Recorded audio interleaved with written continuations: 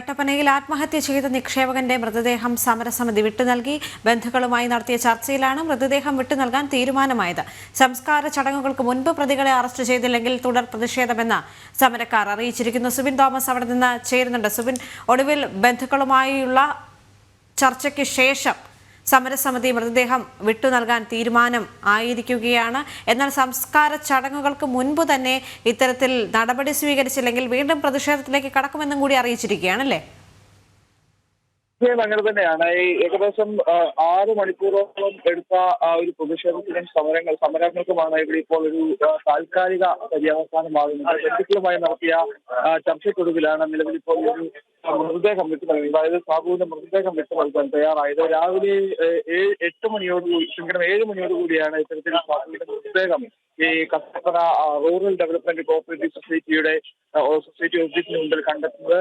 ഈ ഒരു നിക്ഷേപവുമായി ബന്ധപ്പെട്ട് നിക്ഷേപത്തിൽ തിരിച്ചു നൽകുന്നതുമായി ബന്ധപ്പെട്ട് ഉണ്ടായ പ്രശ്നങ്ങളാണ് സാബുവിന്റെ ആത്മഹത്യയിൽ കലാശിച്ചത്. ഇതിനെതിരെ വലിയ രീതിയിലുള്ള പ്രതിഷേധം മുതലെടുക്കുകയും ചെയ്തിരുന്നു. സിപിഎം ഭരിക്കുന്ന ഒരു സൊസൈറ്റിയാണ്. പല പ്രാവശ്യം ഇവിടെ ഈ ഒരു നിക്ഷേപിച്ച ഏകദേശം 25 ലക്ഷത്തോളം രൂപ നിക്ഷേപവുമായി ബന്ധപ്പെട്ട് എത്തിയപ്പോഴെല്ലാം അപമാനിതനായി ഇറക്കി വിടുന്ന ഒരു സാഹചര്യമാണ് ഉണ്ടായിരുന്നത്. ഇതിൽ മനമെന്താണ് അദ്ദേഹം ഇന്ന് രാവിലെ അദ്ദേഹം ആത്മഹത്യ ചെയ്തത്. അതിനുശേഷം വലിയ പ്രതിഷേധങ്ങൾ ഉടലെടുക്കുകയും ഈ ആത്മഹത്യ കുറിപ്പിൽ പറഞ്ഞിരിക്കുന്നത്, അതായത് ബാങ്ക് ഭരണസമിതിയും ബാങ്കിലെ ജീവനക്കാരുമാണ് തന്റെ ആത്മഹത്യക്ക് കാരണമെന്ന് അദ്ദേഹത്തിന്റെ മരണ കുറിപ്പുണ്ടായിരുന്നു. അതിൽ പേര് രേഖപ്പെടുത്തിയിരിക്കുന്ന ആളുകളെ അറസ്റ്റ് ചെയ്യാതെ ഈ മൃതദേഹം വിട്ടു നൽകില്ല എന്നൊരു നിലപാടാണ് പ്രധാനമായും ഈ ഒരു സമരസമിതി എടുത്തിരുന്നത്. സംയുക്ത സമരസമിതി എടുത്തിരുന്നത്. രാവിലെ മുതൽ തന്നെ ബിജെപിയുടെയും കോൺഗ്രസിന്റെയും വ്യാപാരി വ്യവസായികളുടെയും നേതൃത്വത്തിൽ വലിയ രീതിയിലുള്ള പ്രതിഷേധവും റോഡ് ഉപരോധവും എല്ലാം തന്നെ ഇവിടെ നടക്കുകയും ചെയ്തിരുന്നു. ആ ഒരു നിലപാടിൽ നമ്മൾ പിന്നോട്ട് പോയിരുന്നില്ല. ഇതിനിടെ പോലീസുമായി ഒരു ചർച്ച നടത്തുകയും ഒരാളെയെങ്കിലും, അതായത് പേര് നിർദ്ദേശിച്ചിട്ടുള്ള ഒരാളെയെങ്കിലും അറസ്റ്റ് ചെയ്യണമെന്ന് ഈ സമരസമിതി ആവശ്യപ്പെടുകയും ചെയ്തു. പക്ഷെ പോലീസ് അതിനും കൂട്ടാക്കാതെ വന്നതോടുകൂടിയാണ് ഒരു നേരിയ അക്രമ സ്വഭാവത്തിലേക്ക് ഈ ഒരു സമരം മാറുന്ന സാഹചര്യം ഉണ്ടായത്. ഇത്തരത്തിൽ പുറത്തുണ്ടായിരുന്ന ഈ ബാങ്കിന്റെ ബോർഡുകളെല്ലാം തന്നെ പ്രതിഷേധക്കാർ നശിപ്പിക്കുകയും ചെയ്തു. ഇതിനുശേഷം റോഡ് ഉപരോധവും നടന്നു. ഇതിന് പിന്നാലെയാണ് ബന്ധുക്കളുമായി പോലീസ് ചർച്ച നടത്തി ഒരു സമുദായത്തിലേക്ക് എത്താനുള്ള ഒരു ശ്രമം നടത്തിയത്. ആ ശ്രമമാണ് നിലവിൽ ഇപ്പോൾ വിജയം കണ്ടിട്ടുള്ളത്. ഇത് പ്രകാരം ഈ സാബുവിന്റെ മൃതദേഹം സംസ്കരിക്കുന്നതിന് മുമ്പ് ഈ ഒരു പ്രതികളായിട്ടുള്ള ആളുകളെ അറസ്റ്റ് ചെയ്തില്ലെങ്കിൽ മറ്റ് തുടർ പ്രതിഷേധത്തിന് മൃതദേഹം വിട്ടു നൽകുമെന്നുള്ള ഒരു ഉറപ്പ് ബന്ധുക്കൾ നൽകിയിട്ടുണ്ട്. ഈ ഒരു മൃതദേഹം സംസ്കരിക്കണമെങ്കിൽ പ്രതികളായിട്ടുള്ള അല്ലെങ്കിൽ നിർദ്ദേശിച്ചതിന് പറഞ്ഞിട്ടുള്ള ആ ആളുകളെ അറസ്റ്റ് ചെയ്യാതെ മൃതദേഹം സംസ്കരിക്കില്ല എന്ന ബന്ധുക്കളുടെ ഉറപ്പിന്റെ പുറത്താണ് നിലവിൽ ഇപ്പോൾ ഈ ഒരു മൃതദേഹം വിട്ടു നൽകിയിട്ടുള്ളത്. നിലവിൽ